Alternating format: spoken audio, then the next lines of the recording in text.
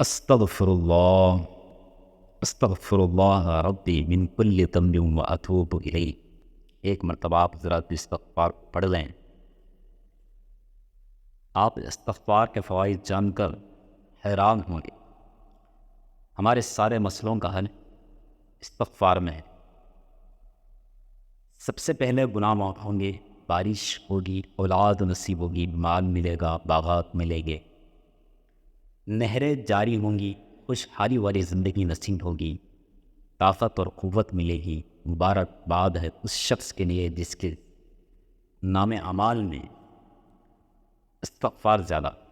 جو پابندی سے استغفار کرے گا تو اللہ اسے ہر غم اور ہر تکلیف سے نجات دے گا، ہر تنگی سے نکلنے کا راستہ پیدا فرمائے گا، اور اسے ایسی جگہ سے رزق دے گا جہاں سے اسے وہم و گمان بھی نہ۔